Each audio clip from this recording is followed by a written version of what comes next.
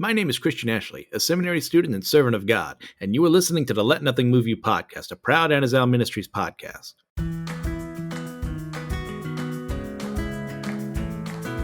Welcome back, everyone, to the next episode of the Let Nothing Move You podcast. I'm your host, Christian Ashley, as we continue on through the book of Deuteronomy. Today, however, I'm not alone. I'm feeling actually kind of simple and clean because I got a good friend over here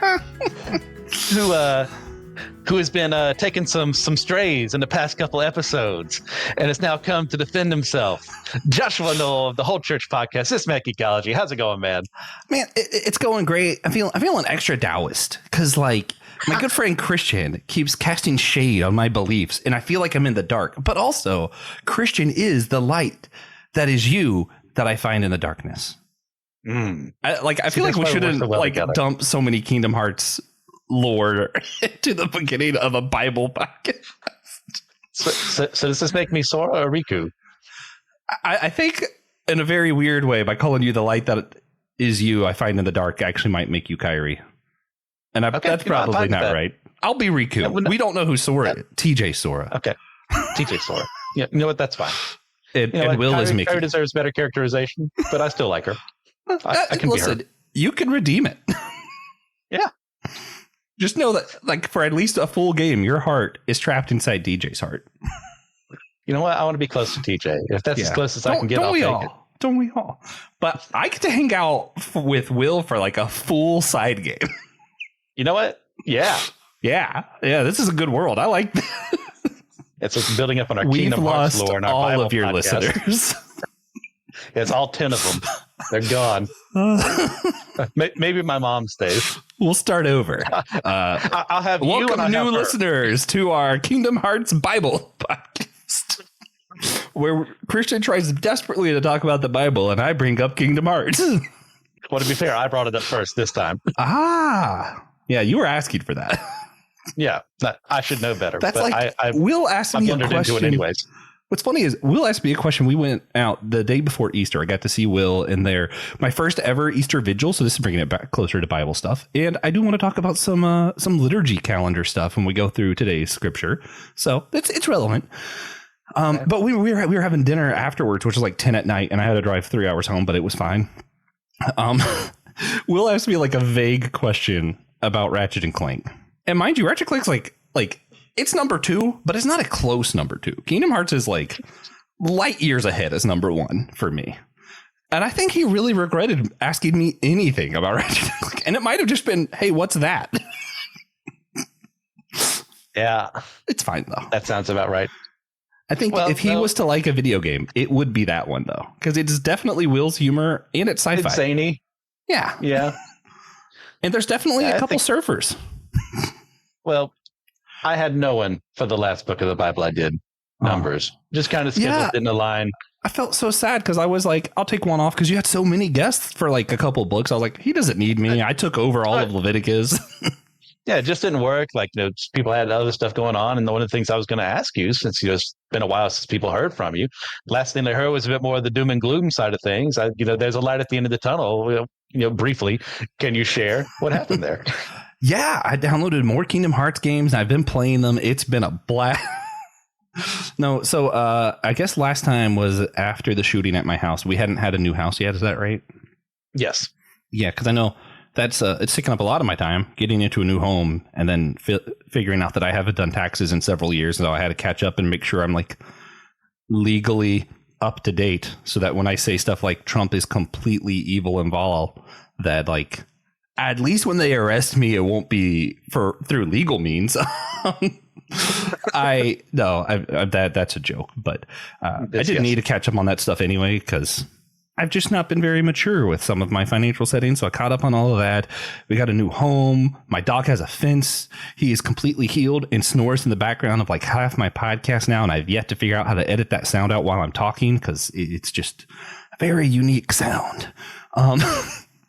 But yeah, you would not know he was ever shot. Like, other than if you knew him before, you'd be like, oh, he drools a little bit more now, or he's less aggressive with his toys. But if you didn't know him, you'd be like, that's just a dog. Yeah, he is. He's just a dog. Well, that's great to hear. And Tiffany's doing well. Yeah, she's doing well. marriage is going great. Our 6-year engagement anniversary was yesterday. And I have something fun coming in the mail today for her that she doesn't know about.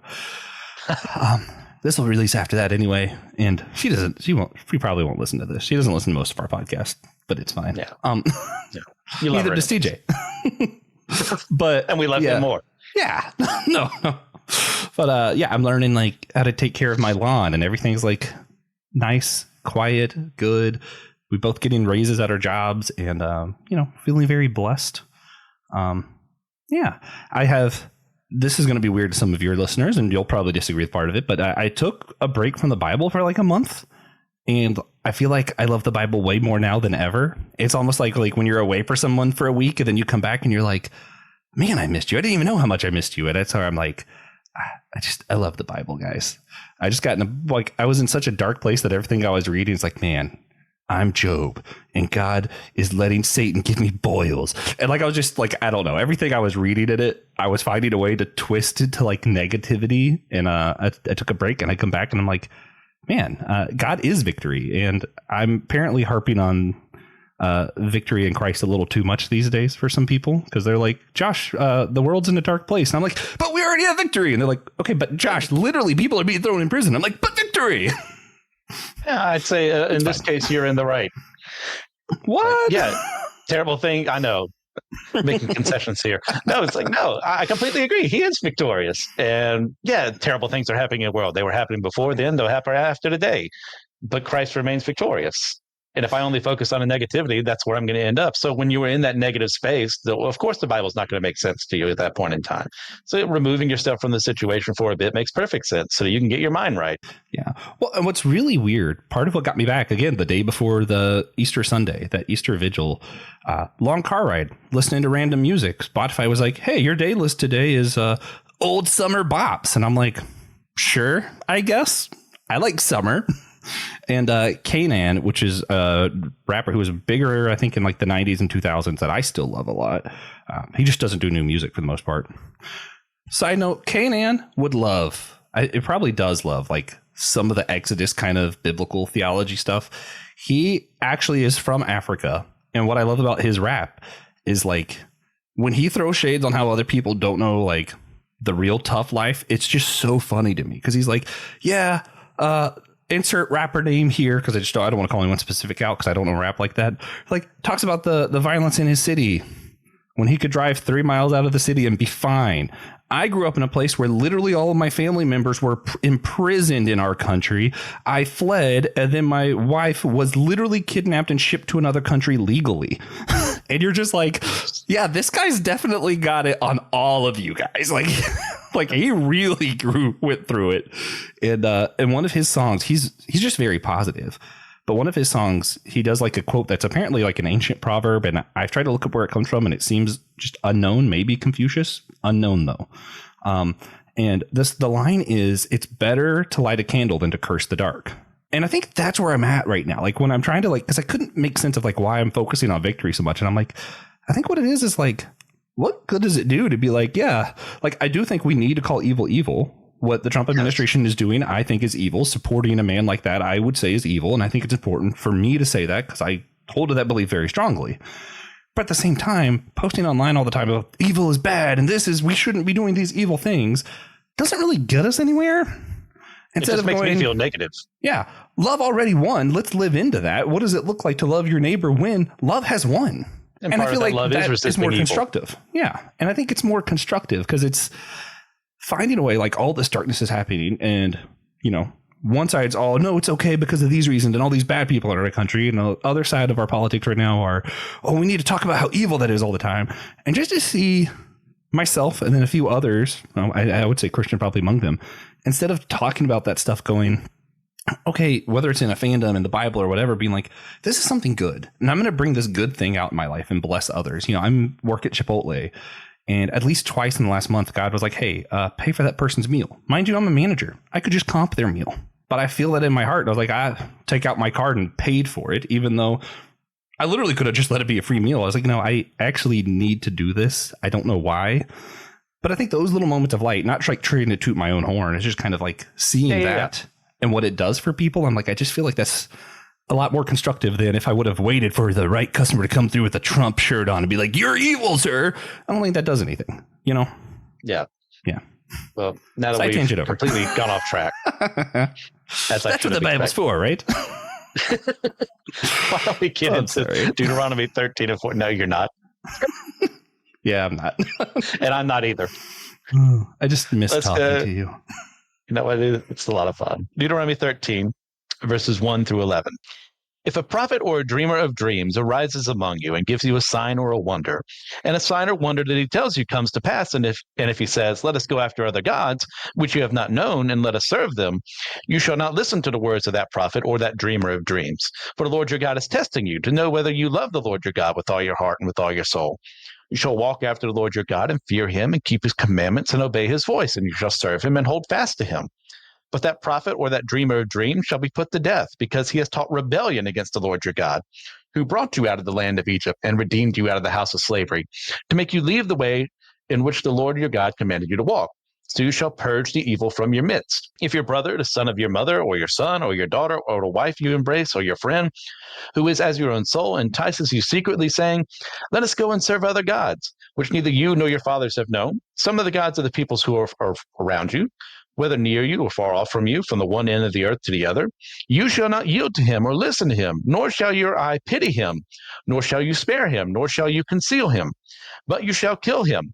Your hand shall be first against him to put him to death, and afterward the hand of all the people. You shall stone him to death with stones, because he sought to draw you away from the Lord your God, who brought you out of the land of Egypt, out of the house of slavery.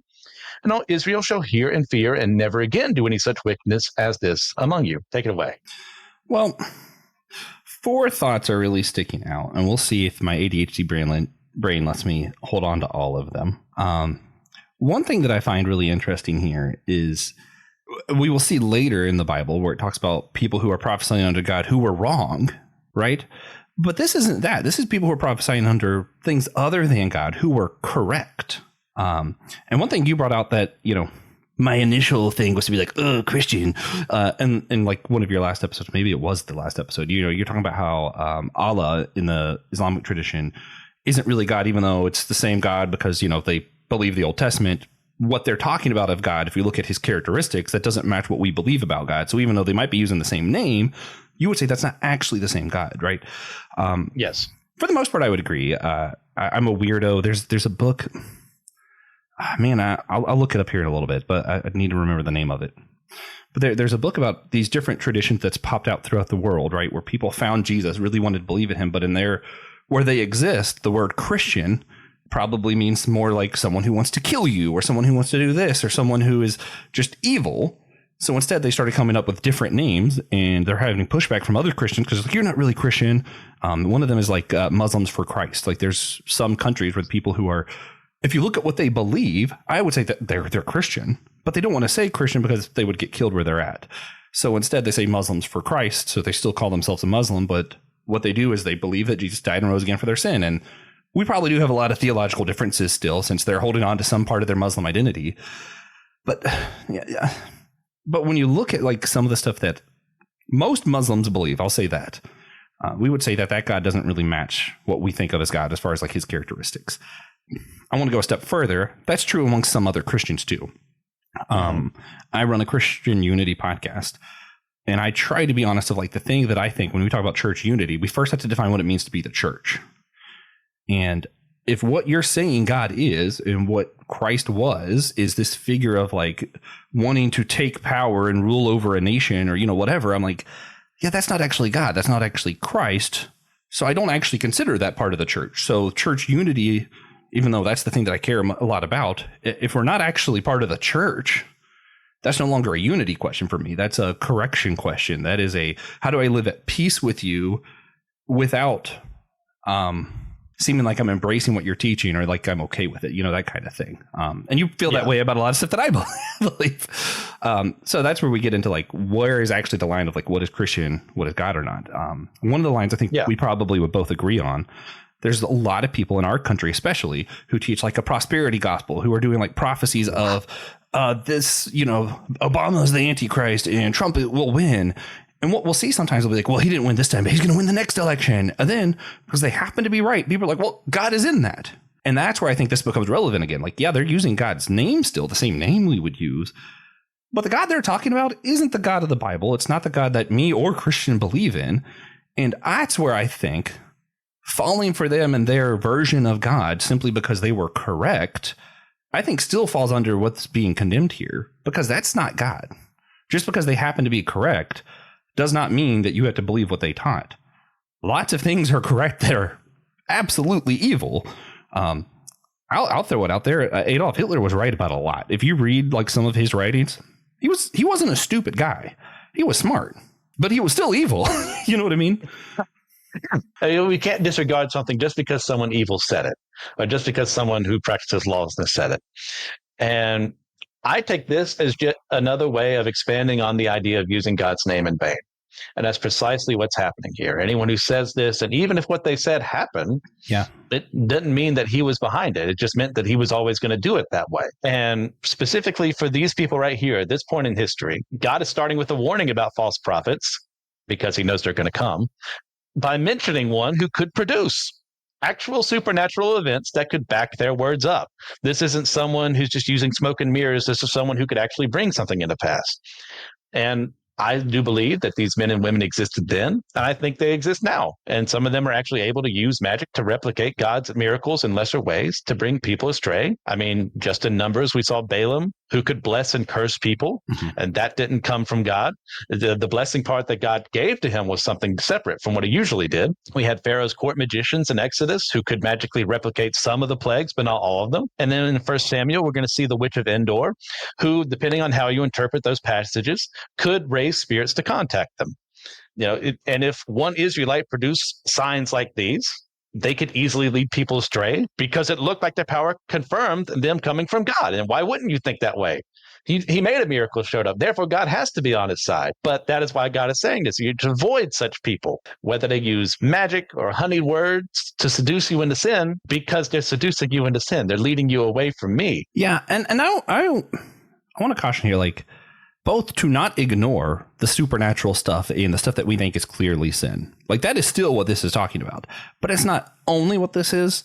Because sometimes we think of sin as only like lie, murder, cheating on your wife, whatever. Stuff like anger towards other people groups is a sin, right? Like stuff like envying what your neighbor has, that's still a sin. It's not the kind of stuff we can ignore. So I would still say that people who are using God's name to endorse some of that stuff, that's still sinful. It's still not God. That's not of God. That's still the kind of stuff that we're talking about here. There's something else that you said that I wanted to pick up on, but it's leaving me. So I'm going to move on to the next thing that stood out in this section for now. Of course, this is one of the things I think we probably disagree on. It's the put them to death stuff. I don't like it.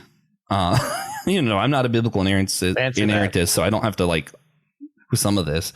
But here's where I'm going to pick up that like part of this that we probably will agree on. So in Leviticus, I talked a lot about law as proverb. How a lot of Leviticus was actually written as wisdom literature, not necessarily law the way we think of it today.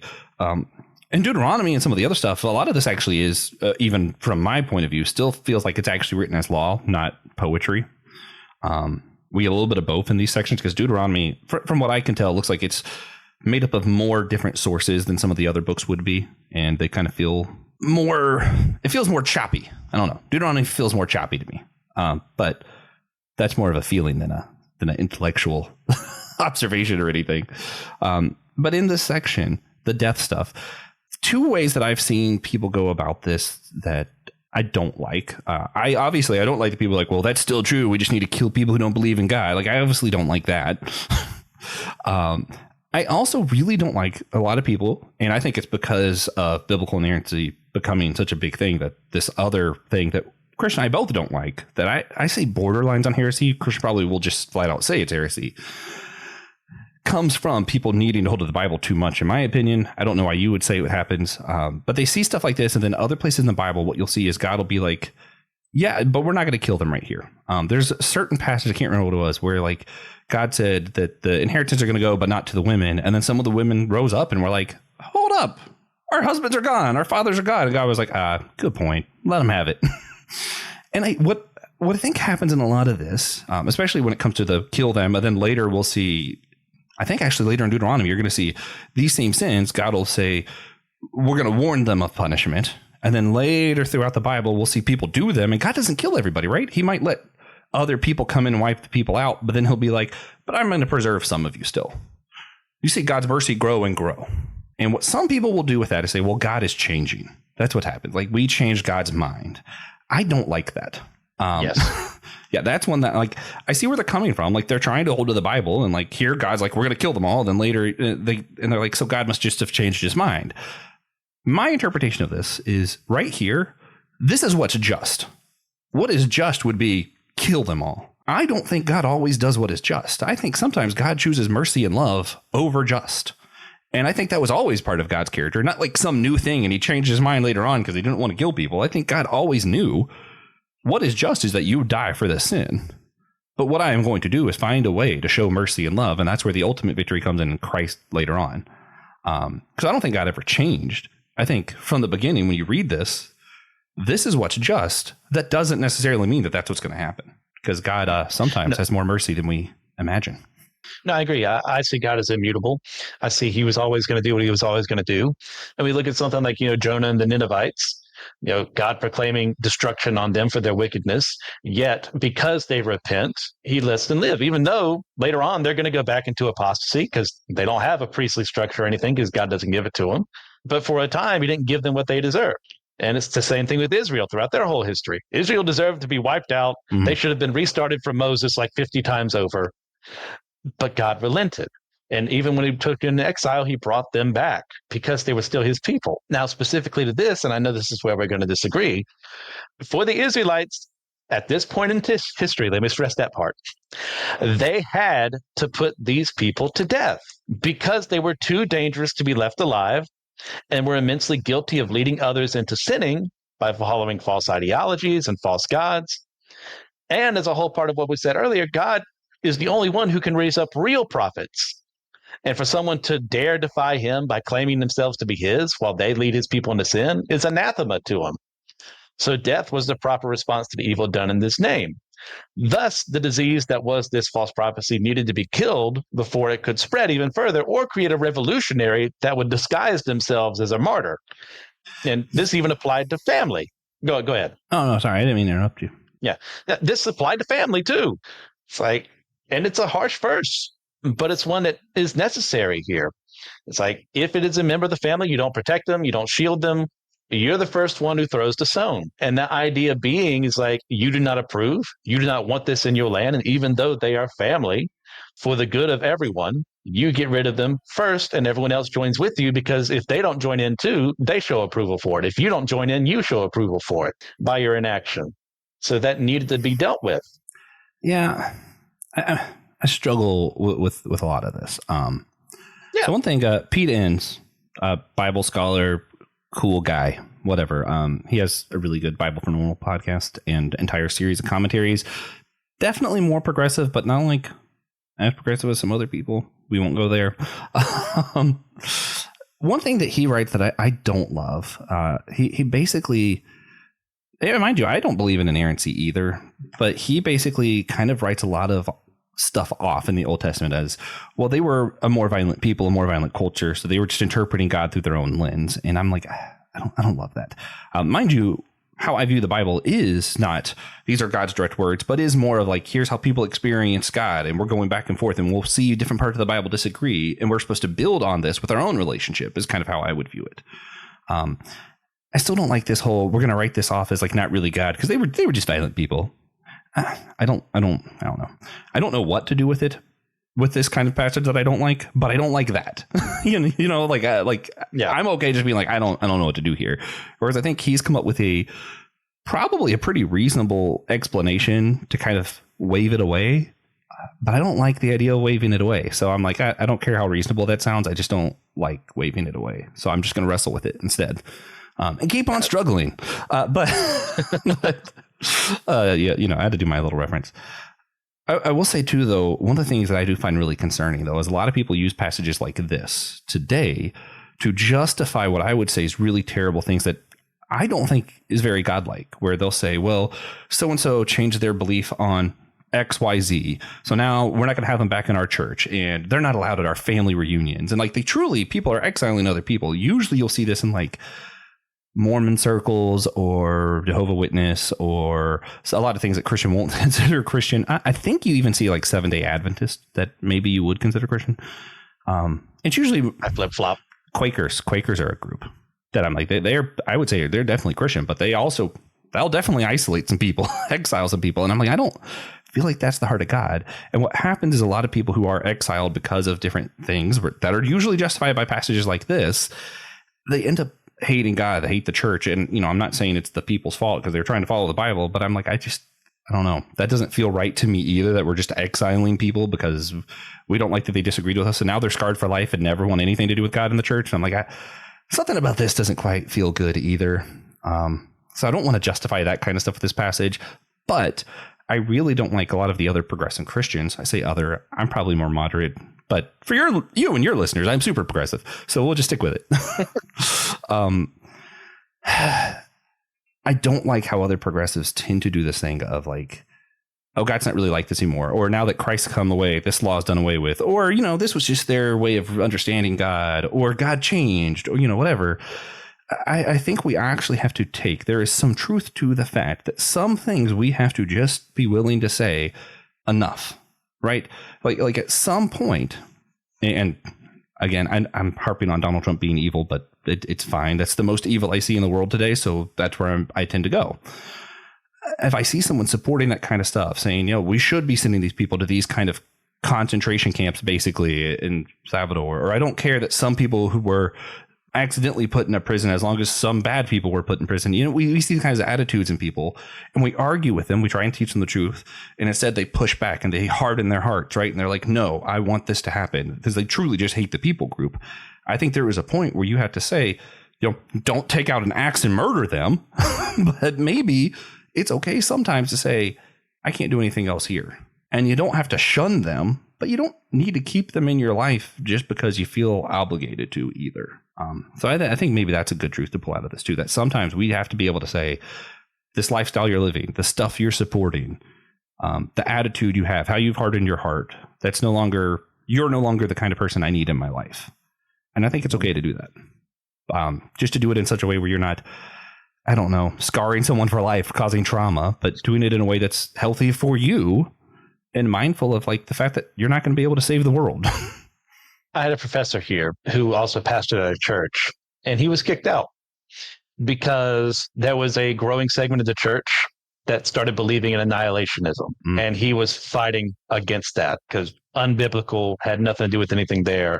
And they got rid of him because of that. And I would say that's an improper way of applying this. Now he's better off now. He's started his own church, and he's got some really trusted people there who are actually learning about Scripture. But that's a way it could be misapplied. So we have to be careful and guard ourselves. We can use this verse to justify anything. But going back to the family part, and people who say, well, God would never say something like this in the New Testament, I point them over to Matthew 10:37. And I'm going to read this from the NKJV. He who loves father or mother more than me is not worthy of me. And he who loves son or daughter more than me is not worthy of me. So the principle here applies even now. It's like if we love the earthly things more than him, and family, love family. I have a great family. They're imperfect people just like me, but I love them. But if I love them more than God, I'm the one in the wrong. So if they're sinning and I don't call them out, I'm the one in the wrong. If I'm the one sinning and they don't call me out, they're the ones in the wrong. So if we want to be a church, if we want to be a family, we have to do the same thing. Yeah. I agree with this, all of the sentiment. Obviously, the hell thing is, I'm like, I think annihilationism can be pretty darn biblical. There's a lot of Bible passages that make that sound like the way. For me, hell, predestination, both of them are ones where like there's a lot of verses that support several different views or make several views seem not very probable. I don't think there's a clear Bible answer on predestination or hell. For those who want to not just read the other side, but like a more full view on why certain people who do believe the Bible come up with different views on hell or predestination, there is a series by Zondervan, which is a more conservative publisher, I would say, personally. Yeah. The series is Counterpoints, Bible and Theology. and you can find, there's 38 books. There's a lot of different things in there, but I think the ones on hell, predestination, and biblical inerrancy, those three specifically, are really good if you just want to educate yourself on what the views are, why people disagree on this stuff, and why I think you can be Christian and disagree about some of the stuff and disagree in a healthy way. Yeah. Yeah, I had a similar book I just read on sanctification. It showed 5 separate views. That was really good. I don't think Zondervan did it, but it was really healthy to hear what other people had to say and to go, oh, this is why I think the way I do. Yeah. The 4 views on hell one, though, it also includes purgatory for one of the views. And that's like the other other 3 I can get behind. That one, I'm like, this doesn't, I don't get it. I don't understand. Yeah. All right. Yeah.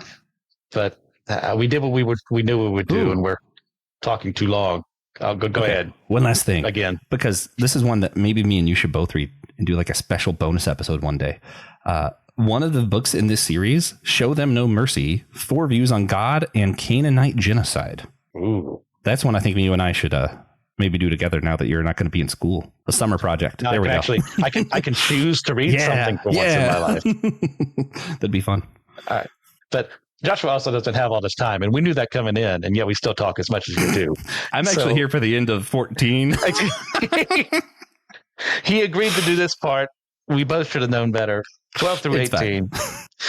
If you hear in one of your cities, which the Lord your God is giving you to dwell there, that certain worthless fellows have gone out among you and have drawn away the inhabitants of their city, saying, let us go and serve other gods, which you have not known, then you shall inquire and make search and ask diligently. And behold, if it is true and certain that such an abomination has been done among you, you shall surely put the inhabitants of that city to the sword, devoting it to destruction, all who are in it and its cattle with the edge of the sword. You shall gather all its spoil into the midst of its open square, and burn the city and all its spoil with fire, as a whole burnt offering to the Lord your God. It shall be a heap forever. It shall not be built again. None of the devoted things shall stick to your hand, that the Lord may turn from the fierceness of his anger and show you mercy and have compassion on you and multiply you, as he swore to your fathers. If you obey the voice of the Lord your God, keeping all his commandments that I am commanding you today, and doing what is right in the sight of the Lord your God. Yeah, good stuff. I mean, I don't have a ton here. I want to criticize one progressive reading of this, though. This is fun. That's like you have a progressive guy come on to just talk about why progressives are dumb. You traitor.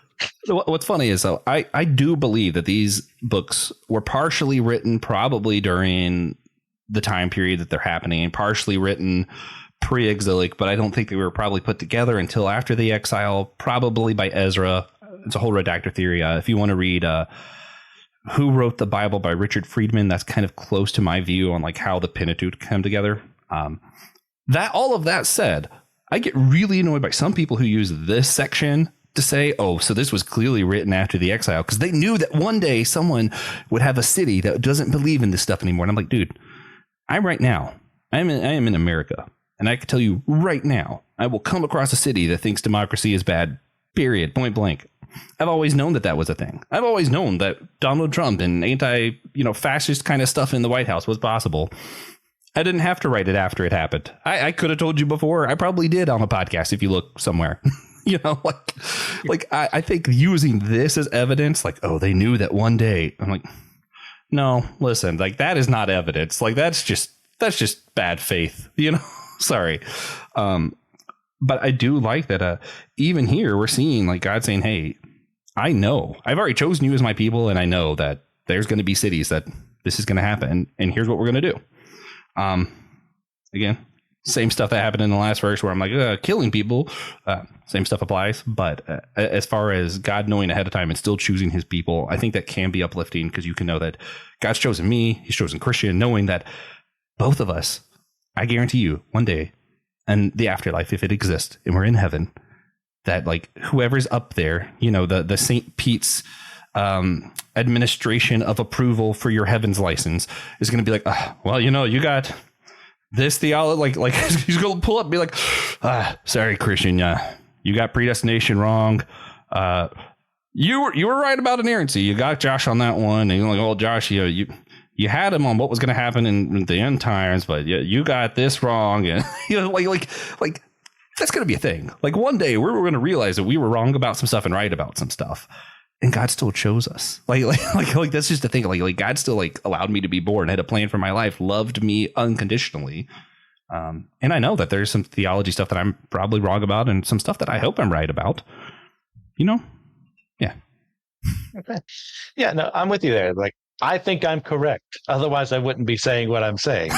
But yeah, I could be wrong about certain things. Some things, yeah, God is God. Jesus died on the cross to save us from our sins.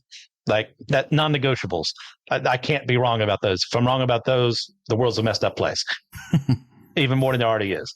But some of this stuff, yeah, I could be wrong about how I interpret certain passages or what have you, and I'm going to need to say, hey, I was wrong, and make repentance for that. But for here, what really strikes me is an accusation gets thrown at all these people. They just wanted to murder people without evidence, without anything. And God's like, no, idiots, I need you to not engage in mob justice. Just because someone says, hey, they're worshiping Baal, go investigate the claims made against that city. Otherwise, you could be killing innocent life versus actually someone who deserves it. And I'm going to take that point of view. Because God is not a God of rashness or a God of misinformation. So he cannot let his people do the same. Thus, if they want to serve him well, they have to investigate fully. I mean, for all they know, there's just a couple people in town who are worshiping Baal or Ashtoreth or something like that. And they're the ones who need to die, not the entire city, because the city didn't know. Or they could find the entire city does, and that means they're worthy of destruction. Or they could find no one does, and it was just somebody who was trying to stir up trouble because he didn't like that city or someone in the city. Yeah. Or you just happen to have a tattoo. As someone who's studying law, I'm big on due diligence. I think that's important. Here's where I'm gonna tie it back to my other idea in Christian unity here, right? Because like there are some things that I want to say that's not really the church. If you're supporting someone who's guilty of sexual assault for the presidency, I'm like, that's not Christian. Maybe Christian Ashley, but it's not Christian. No, it's not Christian Ashley either, for the record. But it's when I talk about how like I know I'm probably wrong and right about some stuff. I spend a lot of time looking at church history, right? I definitely agree with some of the church fathers and disagree with other church fathers of which books should have been in the Bible. And so does Christian, because he mentioned last time that these 66 books, for most of church history, it was more than 66 books that we thought were in the Bible, which means one of those two sides are wrong. And like, hey, I could be on the right side of that, right? But then you get to biblical inerrancy. There's 500 different views if you go all the way to like the beginning of like Christianity, which was before the Bible was even canonized. And it's like, well, the chances that I am in the correct view on both of those is suddenly smaller, right? And then you go to like sexual ethics. We've had a large view of different views throughout history. How old the earth is, large range of different views throughout church history. Again and again and again, who Jesus is, what the Trinity is, all this stuff. Like we've had such a long thing. And I think what the church has done really well, I'll say the Catholic Church, capital A and lowercase c, it said some things are heresy. We can say that some things we have all agreed on and said that doesn't work. But then there's a lot of stuff that we haven't proclaimed heresy that we disagree on that might have some profound implications that we haven't marked heresy because there isn't any clear logical or biblical proof that one side is absolutely right beyond a shadow of a doubt, going back to due diligence, right? And for me to think that all the way across the board, I'm right. I hope I'm right. I mean, I did my best. I've thought through everything to the best of my abilities. But for me to be right, that means Martin Luther's wrong, Thomas Aquinas is wrong, Jerome's wrong, Constantine's wrong, Augustine's wrong. Like, I am just not that arrogant to think that every single other church father is wrong. But it took 2,020 years, and God found the perfect man to come up with all of the right beliefs all the way down the ballot. I'm not actually that arrogant. I come close. But I'm not quite that arrogant. Yeah, look, like I've mentioned before, there are things I'm taking a fatal bullet wound for. I'm not doing it over the age of the earth. Yeah, no. I'm not doing it over communion. I'll do it over inerrancy. I'll do it over who Jesus is. But some things I could be wrong about. And the ones that I think there may be some room for interpretation, I would take a bullet wound for, but not a fatal one. I will say too, what really for me has always been ironic about people who take inerrancy as like a vital thing. If you take inerrancy at like how most people think of it, that also just means people don't have to believe in inerrancy to be saved, because the Bible does pretty clearly give out what it takes to be saved, and that's not one of the requisites. I don't think inerrancy is a salvific issue. Yeah, it's just one that you think it's a proper you're so certain, interpretation right? in theology. Yeah. Whereas I'm like, the Bible, it just, logic can't exist in inerrancy be right from my perspective. But We'll argue about that some other day. Yeah. Well, we have enough stuff to get through. Yeah. The stuff you actually wanted to get to, Yeah. which is in chapter 14, verses 1 through 10. You are the sons of the Lord your God. You shall not cut yourselves or make any baldness on your foreheads for the dead, for you are a people holy to the Lord your God. And the Lord has chosen you to be a people for his treasured possession out of all the peoples who are on the face of the earth. You shall not eat any abomination. These are the animals you may eat: the ox, the sheep, the goat, the deer, the gazelle, the roebuck, the wild goat, the ibex, the antelope, and the mountain sheep. Every animal that parts the hoof and has the hoof cloven in two and chews the cud, among the animals you may eat. Yet of those that chew the cud or have the hoof cloven, you shall not eat these: the camel, the hare, and the rock badger, because they chew the cud and do not part the hoof, and are unclean for you. And a pig, because it parts the hoof but does not chew the cud, it is unclean for you. Their flesh you shall not eat, and their carcasses you shall not touch. Of all that are in the waters you may eat these. Whatever has fins and scales you may eat, and whatever does not have fins and scales you shall not eat. It is unclean for you. My favorite thing that TJ has taught me: hippopotamus is kosher. What else do you need to know, really, about this passage? Yeah. I think that works. Yeah, it was just one of those. I was like, huh, okay. Can't argue with them. Not sure why you want to eat a hippo, but I'm trying to figure out if it better works here for me to go on my food little thoughts, or if I should wait till the next thing. Well, why don't we focus on the first verses, and then we can do that in the second part. Okay, The one that's and all I two. got then. Hippo's all I got for this one then. Okay. So, yeah, all I'll say is these earlier verses, they tie into what's going on here, because part of this is, yes, God saying, don't do this because of dietary reasons. Don't do this because of disease. Don't do this because I told you not to do it. But another part of this is the idea of, I do not want you to be like these other cultures. And one of the underlying themes here is that just as you are to avoid these things, so too are you to avoid these things of other cultures. You're not supposed to be isolationist. You're not supposed to despise and hate those people. You can trade with them. You can interact with them. You can talk with them. You're supposed to have sojourners in the land, which is part of the law, by the way. But you can't be them. So just like I'm telling you, don't eat this specific animal, don't do those things they do. And part of that at the very beginning here, we have the command against Israel cutting themselves or shaving the front of their head for the dead, because those were very common mourning practices from the people around them. And they were ways intended to show their grief and their conformity to the sinful practices of the gods that they worship.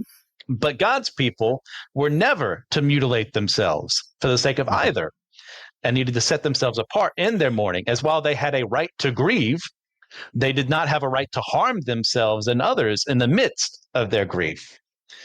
And we especially do not do the same, because we have something that the Jewish people never explicitly had in Scripture, and that is the hope in Jesus Christ as the resurrector of the dead, who saves us even though we die. We are held in his hands and brought back to life, and rather than suffer the eternal consequences of death.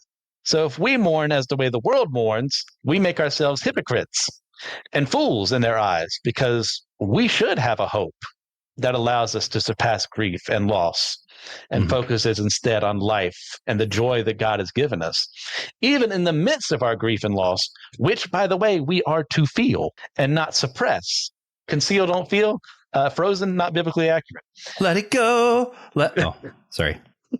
But simply instead, we need to accept and deal with that loss properly. Take it away. Yeah, you set up at least part of my whole thought stuff. And it's where we're going to have some very nuanced differences, I think, just in general, because if you read a lot of the law, it's not as literal or as firm, whereas Christian does. I'm looking more as why was this stuff written? What is the principle? How do we apply it now? Which is something Christian still cares about. The difference is I interpret all the law that way, whereas you kind of have more of a formula as, is this civil, moral, or Priestly. Tradition? Priestly, okay, yeah. Where I'm it's all the law. We need to figure out the principle and how it applies now. I like simplicity sometimes. Sometimes, not all the time. But so Leviticus 20 also talks about the same laws. Let's see. Start at 22. You are therefore to keep all my statutes and my ordinances and do them, so that the land to which I am bringing you to live will not spit you out. Moreover, you will not follow the customs of the nation which I drove out before you, for they did all the things, and therefore I have abhorred them. Abhorred them? Okay. Hence I have said to you, you are to possess their land, and I myself will give it to you, and possess it, a land flowing with milk and honey. I am the Lord your God. So yeah, just like you said, a lot of the point of this stuff is you aren't like these people. There needs to be differences. You know, I said when I was back in Leviticus, like that's part of why I think God spoke about homosexuality in that particular context, because that's what the other cultures were doing. We're trying to make a difference, which is also part of why I don't think it applies the same today. That rant aside, because we don't have time for that. No. I do think it's still important that when you talk about like mourn your dead, you know, I keep talking about how I want to have a funeral and not a funeral. There's going to be like a bouncy house and everything. My wake, I'm not going to be cremated, but I'm going to tell everybody I am. I'm actually trying to become compost, but it's fine. And then we're going to play put the you clip. In the center of the bouncy castle. Yeah. No, we're going to have the I'm going to play the clip from Infinity War where Thanos snaps, and then when he does, we're going to have dust fly out the vents at my wake. It's going to be great.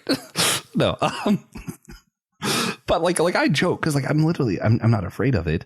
I also think this is where, for me, some of your white-heady Christian philosophy is really important, because even without the afterlife stuff, which I still think is important, but I still think we recognize, especially through certain passages where it talks about like the spirit of Elijah being in the spirit, and was it John the Baptist? Maybe one of those New Testament people.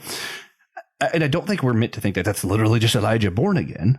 What I think we see, and what I also pick up from Kingdom Hearts as well as Alfred Whitehead, we're defined by our relationships, right? Like who I am, I'm not just flesh, skin, blood, and you can't like pull me apart and find any one thing. And like that's part of what happens in Kingdom Hearts, right? That it's here's your body, is that still you? No. Here's your heart by itself, is that still you? No. Here's you without your memories, is that still you? Maybe, I don't know. And really the point is you aren't any one of those things. You are the relationship of all of those things. Heart, mind, spirit, soul, which is why we worship God with all of those things, because God knew about Kingdom Hearts ahead of time. No, but like I genuinely think that's true. Like, because when you think about it, the cells that make me up now in 10 years, all new cells. Does that mean I'm a new me? No, because I'm the relationship of those cells, not those cells themselves. That was a weird sentence. But and that's what's interesting is when you get to like Whiteheadian Christian philosophy kind of stuff, like when my grandfather passed, I'm not just waiting one day till heaven. I am. That's when I think I'll probably see him again. But also I understand, like from the Bible, the spirit of Elijah passing on, how we are the body of Christ. That relationship, and that's what I think is really cool the Catholic Church does, where you can see that direct lineage from the apostles to now. Yes. That relationship I had with my grandfather, guess what? I thought about this the other day. It already brought up when I paid for someone's meal at Chipotle. I was like, that's something Papa would have done. Guess what? Papa's still alive. Mm. And that is, I think, what can make our view of death different. We don't just be like, one day we'll see them again. Guess what? Non-Christians have funerals where they say that all the time. Who knows if they believe it or not? It doesn't change. Like for me, a lot of times Christians who do those kind of funeral services, and then people who do the same funeral service who maybe not Christians, they live exactly the same as if the person's just gone now. And I think it is important that we think through, and that's where I think Alfred Whitehead's been really helpful to me, as well as Kingdom Hearts. We all need to actually think through our perspective on death better. I also think the same thing's true of food. I actually think that we do a disservice by writing off some of these laws, and then Christians eat the same way as everybody else eats. I'm like, hold up. And that's where I think Lent's actually really cool. But that like you're still treating your body the same way you would treat it otherwise. You're still eating the same foods everybody else is eating. As well as what you see here in Leviticus, as well as here with the food stuff, is there's this idea of like knowing your heritage through food. And I actually do think that's important. Like Hispanic culture does this really well, where they still hold on to their grandmother's recipes and like they know the culture of food. I made my granny's chicken yesterday. And there's something about that is important, and I think you should not. I try to find a way to like Bible this. Do not detest the recipes of your grandpa, But I actually do think it's important that we kind of pass those down, as we hold on to those, because it's part of who we are. One thing I'm doing right now that I think is actually really cool, and we can move on. Kendall Vanderslice, who's a more conservative Christian, she writes a book, Bake and Pray, that I got from my mom at Christmas, and then I ended up getting it for myself. She goes through what the liturgical calendar is. She describes different cooking methods, all this kind of stuff. And later today, I'm going to make a bread that's for Eastertide, part of the Lenten calendar. And what's really cool as she goes through here is like the bread for the season of Lent were a little bit more bitter, right? And then now the Easter bread, like I get a straight icing that I'm putting on the bread today. This is awesome. There's raisins in it. It's like, it's sweet. And the thing is, like, culturally, if we grew up in a different culture, I could see where instead of wanting sweet stuff to celebrate Easter, maybe I would want savory stuff because we have that victory. And like, I could see, like, so I don't think it's necessarily like we have to have these foods, we cannot have these foods, like exact. But I do think it's important we think about why we're eating what we're eating, what is our relationship to food, as well as like if we're going to incorporate it with the calendar, like are we celebrating right now? You know, there's a reason we eat different stuff at Thanksgiving than we do the rest of the year because it's the best day of the year. But you know what I'm trying to say, right? Like I actually do think it's important we put thought into our food. And here's where I think Christians can be different from the other parts of the world. We shouldn't be like those who are just eating cheeseburgers, grabbing like the cheapest eggs we can, and we don't care how the animals were treated. We don't care about how much grease was in this. If we get diabetes, like that's not Christian, right? That's American. You can be an American Christian, I think, but that is just putting your Americanism before your Christianity. I also think that there's this group of people who are like, I'm going to be vegan. I'm going to take a juice shot every morning, have this certain vitamin. And like it becomes like a virtue signaling card about their diet. That's not Christian either. Now for me, the part of why I picked up on this is like, I started getting more into the Taoist stuff as a Taoist Christian Taoist, however you want to say it. I don't really care. I am a Christian who also believes in Taoism because I don't think Taoism has to be a religion. That's whatever. But one of the stuff that Lao Tzu shows is like eating more bland food is part of like what it means to be Taoist because it allows you to fully experience the thing. I've discovered I don't like that very much. But the fact is like that's a part of most religions for a reason. How we eat should be distinctive. And I think Christians as a whole can do a better job of figuring out what that looks like for us. As I don't think we have a very well thought out theology of food, and I think we need one. I get that completely. As someone for whom food was desperately an idol without even realizing it, I lived that way. And it got me into my current situation. So, you know, I didn't go fully like Daniel diet, Daniel 1, because I don't hate myself. Yeah. Like the same way you couldn't handle the food that the Tao goes about. Yeah, no. Like I need flavor. I cut back on a lot of things. I didn't eat as much fast food. I wasn't eating snacks in the room all day long. I wasn't drinking, 4 to 6 bottles of Pepsi or Coke a day because that's not good for me, because I was glorifying in what made me feel good versus what was actually useful to me. And that's why my A1C was at 9.3 when I went to the doctor last year. But because I stopped doing those things, that's why my A1C is now down to 6.3. And I lost 14 pounds. Heck yeah. Because yes, it feels pretty good to get that. My doctor was very happy with me. He did not expect me to be that good because I was taking my medicine. I was denying myself certain things because it's good to do that. And I'm not saying that a cheeseburger is evil. Mm-hmm. It's how I utilize that cheeseburger that can become evil if I start worshiping it instead. Yeah. Well, I'll do briefly some of my history because I let it become an idol almost in the opposite way because I'm ADHD and I hyperfixate on things. For a few years, I were hyperfixating on nutrition because I realized the American health model is just beyond broken, and it made me really angry. Trash. Literally, there's books about like the food pyramid, and if you look into it, it's like they literally had people tell them how people should eat and then built the food pyramid to be the opposite of that, to feed into the medical system so they could sell more medicine. So food pyramid, flip it upside down and you got it pretty close to right. But it's infuriating. For me, though, I hyperfixated on that. I got into the keto diet for over a year. I lost a lot of weight. I was really healthy. I got really proud of that. And that's still an idol, right? like that was like a huge part of my identity. But then what I did was I learned that certain lady friends I was talking to didn't like people who were super fit. They wanted someone a little bigger guy because I was scrawny. And then I just kind of ate however I wanted and stopped caring about my food altogether. I didn't like start worshiping it. I just stopped caring.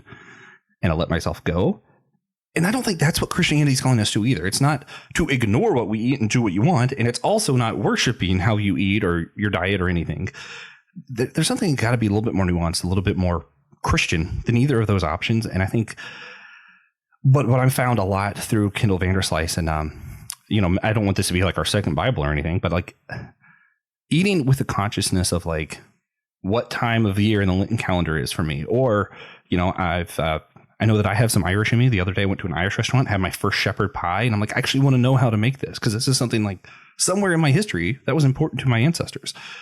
And having food mean something as opposed to eating whatever I want because I don't care, or worshiping food, rather just being intentional and letting it mean something, whether it's for your health or for you to connect to your ancestral roots or simply to reflect the time of year it is in the Lenten calendar. I think our food does mean something, and we need to acknowledge that. I also know you don't have that much time left, so we're going to go to 11 through 21. Yeah. And hopefully we get through all of it. If not, it is what it is. You may eat all clean birds, but these are the ones you shall not eat: the eagle, the bearded vulture, the black vulture, the kite, the falcon of any kind, every raven of any kind, the ostrich, the nighthawk, the seagull, the hawk of any kind, the little owl and the short-eared owl, the barn owl and the tawny owl, the carrion vulture and the cormorant, the stork, the heron of any kind, the hoopoe and the bat, and all winged insects are unclean for you, and they shall not be eaten. All clean winged things you may eat. You shall not eat anything that has died naturally. You may give it to the sojourner who has lived within your towns, that he may eat it, or you may sell it to a foreigner, for you are a people holy to the Lord your God. You shall not boil a young goat in its mother's milk. Before we go anywhere, yes, the bat is included among the flying things in the air because they did not have Linnaeus's classifications for mammals and birds back in the day. So this is not anti-science right now. Yeah, they should have waited till Darwin came around to really write the Bible fully out. We need the revisionist for. We don't. Please, no one do that. Looking at you, Thomas Jefferson. Oh my gosh, Jefferson Bible. I also just gotta say, I was looking this up while you were talking. I'm just gonna read the first thing on Google, and I actually think this is significant to how we understand this, which is crazy. While ostriches are not currently found wild in the Israel environment, they were once common in the Negev region and were hunted to extinction by the early 20th century. Today, ostriches are primarily found in ostrich farms. It's just interesting to me, right? That probably wasn't an issue back then, but the fact that this is listed just one of the names, ostriches were in Israel. And it's yeah, not anymore though. I'm like, oh, we messed up. It looks like we ignored this particular thing here. Gone. Yeah. We just got to be more mindful of what we hunt, how we hunt. And also, seriously, it doesn't cost that much more these days to get cage-free chicken or eggs from cage-free chicken. Guys, that couple dollars you're saving, it's not worth it. Yeah, animals don't have souls, whatever. It's going to happen anyway. Whatever excuse you have. I get it. That was me for a long time.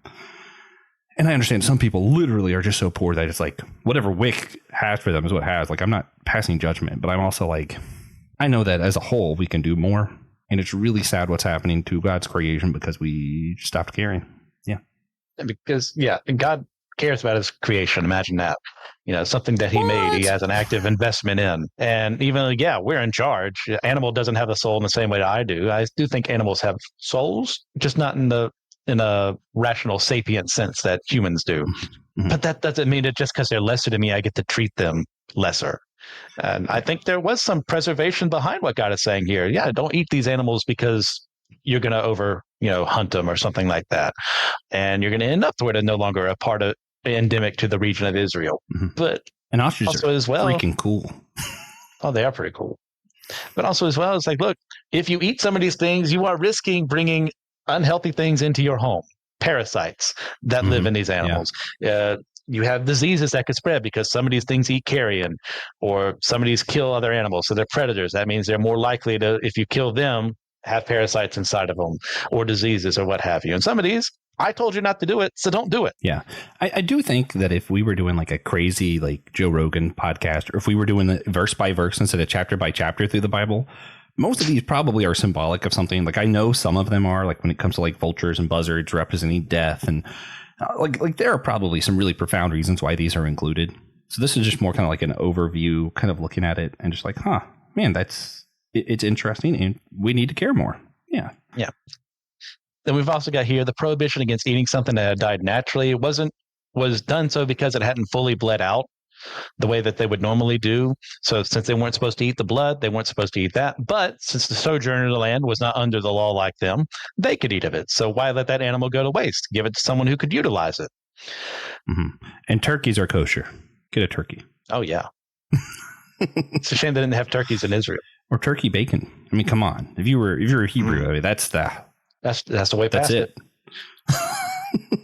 Then at the very end of this segment, we get the repeated command to not boil a goat in its mother's milk. Now, as we've discussed before, this is most likely a reference to a Canaanite pagan ritual that was meant as a sign of fertility rites and worship the Israelites weren't supposed to emulate because they had no reason to do so. That was to gods, give us fertility, give us wealth in the land. But all Israel had to do was follow the law. So they never had to worry about being infertile if they were following the law because God was blessing them. So to use a ritual like this showed they didn't trust God. So that's why he keeps repeating it. Don't do it. Yeah. Well, what's interesting, we'll move on. Paul talks about how for Christians who want to eat animals that were sacrificed to other gods, and he was like, well, the gods aren't real, so it doesn't really matter. But if you think it matters and it bothers your conscience, then it matters, right? Yeah. So you kind of see like a nuance from there to here. And I would say it's because the Bible's not inerrant and it could disagree with itself, and that's fine. You would probably say because it's a new covenant and go to like Jeremiah 33 or whatever. It's cool. Or whatever. But yeah, something like that. Just scripture. I couldn't remember if it's 31 or 33, but it's fine. As mentioned in last episode, I don't remember things well. It's in the 30s. Just read that whole 10. It's fine. But whatever the reason is, I think there's a difference. And here's a fun one of if you got a cake that was intended to be for, I don't know. I'm trying to think of something that I'm like it's clearly sinful. Wedding. Well, I wouldn't say that's sinful. But like, yeah. Would someone on my side of things eat that cake if that was what it's intended for? Yeah. Well, I want to find something that's like super obvious, or if it was prepared for a murderer's last meal or something, and he didn't eat it. So, can you eat it? Sure, whatever. I mean, some of the stuff you're not really going to run into as much in real life, so it's hard to. But like football teams is a big thing. If you think that that's idol worship, maybe don't get the big Patriot cake for the Super Bowl. Like, okay. But if you don't, it's not really a big deal. If you don't actually see that as idol worship.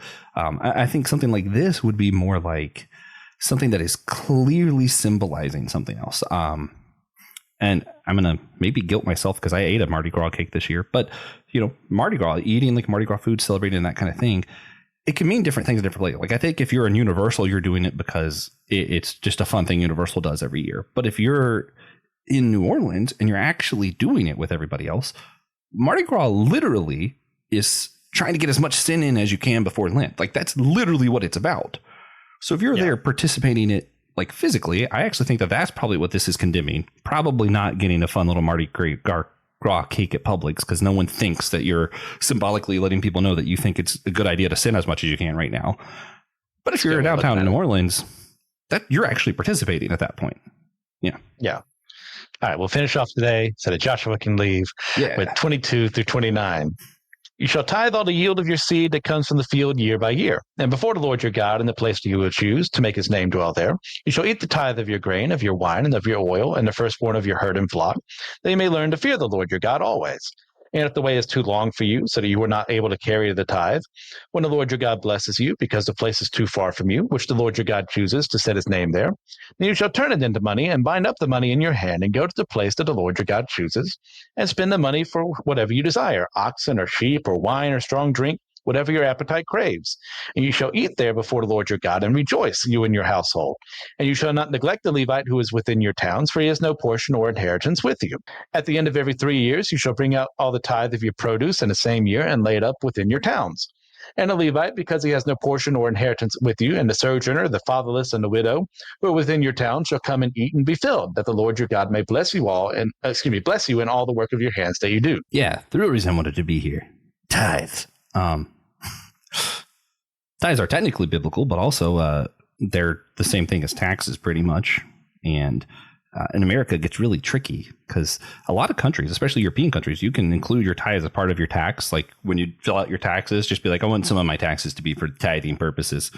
America doesn't have that option. And then it's like, well, am I tithing on top of my taxes? Because tithing in the Bible was just tax, really. So it's like, what do I do here? But then the Bible also says other places that you should be paying your preachers. So it's like, I don't know, man. I don't think the 10% tithe is a biblical commandment for Christians. No. Do I think it's a good idea? Yeah. And I think there's a reason the church has continued to practice it because we found it to be a useful thing to do. that does not mean it's sinful to not do it.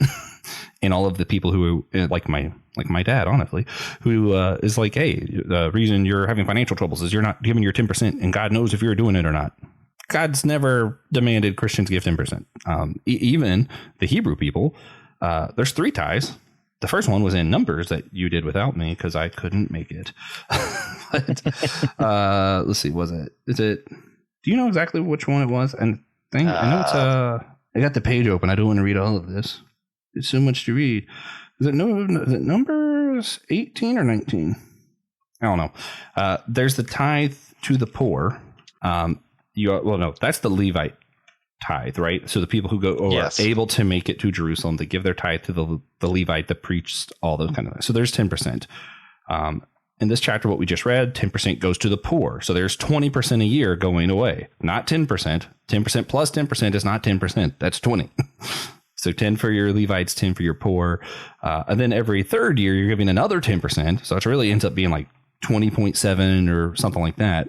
27% of your income, which is a really big tax too, if you think about it. Like, you imagine 30% of your income just gone? It's crazy. And that's going towards literally just towards celebrations.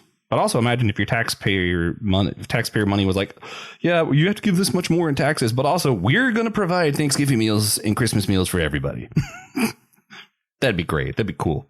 Just saying. Pretty good deal. Yeah, I mean, I'd take it. But yeah. So you have your celebration money. I also think it's so significant that the Bible clearly states, yeah, if you can't afford it, don't do it. Because so many pastors guilt people. Like, well, if you can, like Dave Ramsey, I'll call that out. He straight up says, if you can get by on 100% of your income, you can get by on 90%. And I'm like, no, that's just not true for so many people. Until very recently, I had to work overtime to pay my bills. If I didn't get overtime hours, I wasn't paying all my bills. 10% on top of that is crazy. You know, like it's like that's not what the Bible straight up says. Poor are not expected to pay this. But also, you see where it's like, it's so that poor people can be benefited from your tithe. It's so that the priest can be benefited from your tithe. It's so that we can celebrate together, because that's important enough that we should be putting our income aside specifically for celebrations. And it's like the fact that the Bible commands all that, it's cool. Also, there's something in here in the Deuteronomy one that I'm looking over. You respond to my thing while I look at this. Yeah. No, like the expectation here was that they could afford to do this because God was blessing them to the point where they could lose this, not lose, but give up this money, this portion to other people. So because they were following him and his law, which meant that he would bless them because that's what he promised to do. Because they weren't suffering from famines or droughts, because they weren't following the law.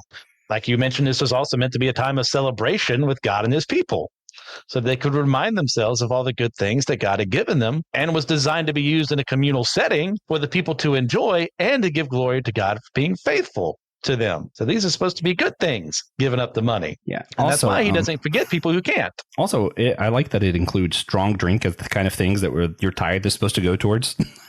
Yeah. Like specifically, make sure you get some liquor, guys. God was like, hold up. You guys forgot the whiskey. Try again. Celebrate. Yeah. But, isn't talking about drunkenness, but there's a difference of celebrating in gluttony. But that's for another time. I don't know. I also like that it's like part of what's included, if you're reading closely, it's like not all the Levites can make it to Jerusalem. It would be impractical for every single pastor you have to be in the same place that we can all go there. So like there's also this understanding that like, some of your pastors aren't there.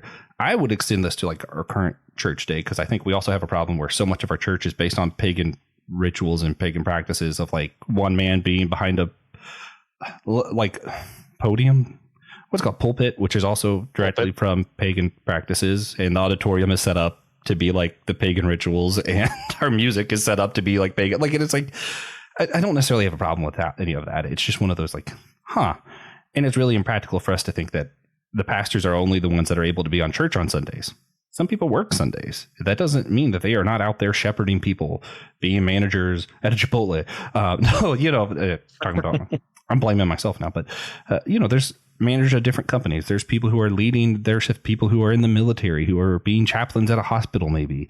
And we have to understand that like pastors aren't our leaders aren't just the people who are speaking on Sunday morning. And we have to be able to bless all of them with what we give. And thinking about where our money goes, how we're blessing the right people, and, all of that stuff. I don't know. It's complicated. There's a lot of other stuff with it. But yeah, there's 3 tithes, and I think it's interesting. Yeah. And this is also not a way to scam people and make money. This is to actually help people who can't afford to bring their produce all this way to wherever they're set up. So they needed to have people there who could exchange money for ox and sheep and goats and what have you, which is why later on in the Gospels, when we see the money changers and lenders there in the temple, they're hiking up the prices because they're keeping the idea of this law there. Mm-hmm. But they're not keeping the spirit of it, which is to help people. Instead, they're just being greedy. And that's why Jesus is righteously angry as he is. And he starts flipping the tables and whipping people. That reminded me of my other thing. I have 2 things, and then I'm going to go. Okay. One, also, if you notice throughout all the times the law is given in the Bible, I think it's written almost as a proverb kind of thing, so it's easy to memorize. Or people like Christian will say that details are given so we know how important it is. Whatever you want to believe is the reason that the Bible tends to be like, don't eat unclean things, which includes whatever you want to believe that happens. That usually is what happens. It's interesting that it does not happen for who gets that 3rd tithe. The poor, the widow, the orphan, whoever, they just come up and get it. You don't have like a little poem section here. You don't have like several different verses. It's just literally like there's not a test. It's not like, are you really an immigrant? Are you really poor? Are you really a widow? No, like who needs it just came and got it. Yeah. And figuring out a way to do that better in our churches and in our government, because this was also meant for the Israel government, is important. The Bible is inherently political. For example, also while you're reading this, you might notice you're supposed to bring your tithe and exchange it for money, and then spend that money on hard drinks and all this stuff, because that stuff was what was sold in the temple. So when Jesus was asked, they showed him a coin, and he, like, should we give our money to Caesar or to God? And he said, whose face is on that coin? What Jesus was saying is, yeah, you're not supposed to have Roman money in the temple. It was a political statement, not it doesn't matter. No, Jesus was saying it matters because it matters how you're worshiping God. That money is idol. Look who's on the face of it. They spent a different kind of money in the temple. It was a political statement. Jesus was being incredibly political in that moment, saying, who should you, like, why are you using Caesar's money to worship God anyway? When you buy your whiskey here, it should not be with Caesar money. Go trade the money in, like it says here, to get the money that's supposed to be used in the temple for the stuff of the temple. Which I don't know how to make that practical other than like, hey, if you have a budget and you're like, oh man, what should I use my celebration money on? And you're pulling it from like what you use to pay your bills. Don't do that. But, God commanded you to celebrate. So have some celebration money put that aside if you can. Not everybody can, but yeah. Use money wisely and how it was intended to be used, and know that the Bible is political, including Jesus. I'll say one last thing. And number one, before that, thank Joshua for his time, because we went past what he said he couldn't go. Oh, yeah. Just for transparency. we knew he would. Because he's a good guy. He's my friend also as well. But if your church that you were tithing to, number one, tells you need to give 10%, they need to read the Bible. You give what you can. The widow gave what she could. You give what you could. If you can afford 50% of your income, give 50% or 45%, whatever he tells you to do. If you can give 1% or you can give $1, give $1. Just be faithful. But in accordance with that, you also need to know where your church is spending your money. We just had a budget meeting at church after service. I was like, okay, this is where this is going. This is where this is going. Therefore, I know when I give money to my church, that's where it's going. This is how it's benefiting the community. This is how people are being fed and cared for. If your church isn't doing that, they need to be. And you need to be asking, where's that money going? Yeah, I don't think we have to follow the letter of the law on this one. But when you look at your church's budget and you're thinking about it together, I think everybody should look at what their church's budget is and keep in mind the OG biblical model. If we go with like roughly 27%, we'll say 27 because that's a nice number. 10 of that 27 is going towards poor. 10 of that 27 is going towards the pastor's church, whatever. 7 of the 27 is going to celebrating. I think that 10 to the poor is really something we need to look at. That's more than a third of what's going towards the religion, the church, whatever, going towards helping the poor people. That's a pretty tall ask, and I don't think many churches are doing anything close to that. That's something I think we need to look at. All right. Joshua, where can they find you out there in the world? What's your location? What's your new address? Everything. Just follow the Anazal Podcast Network. Dummy for Theology. I do the verse work, the voice work for the Bible After Hours. I help edit this. I'm on Systematic Ecology and the Whole Church Podcast. Then I have the Kingdom Key Substack, which hasn't been updated for a while because I don't want to fact check something I wrote 2 months ago. I'm lazy. I say I'm lazy after listening to like 20 things I'm doing. And also I'm in seminary, and also I'm working 50 hours a week and just got a new home and have 5 animals. It's fine. I'm lazy. This man's work ethic is something else. Yeah, I need to stop belittling myself. I'll put it on my to-do list. Stop belittling. You know what? Why don't I do it for you? Perfect, thanks. And then I don't have to worry about it. Yeah. And you can make fun of me. Yeah, just talk about how Taoism and universalism is a heresy and not part of the Bible. And I'll be like, yeah, I suck. And then I can just move on with my life. You can live in harmony with the universe. Yeah, like God intended. That was the other thing. When you're thinking about like food stuff, if you do believe, like most Christians do, that God is in all things, that also says something about how we're treating our chicken and what chicken you're buying. Yeah, that's all. Okay. Well, with all that in mind, thank you guys for all that you do. Please, if you get a chance, leave a 5-star review in your podcasting platform of choice to help us with the ratings there.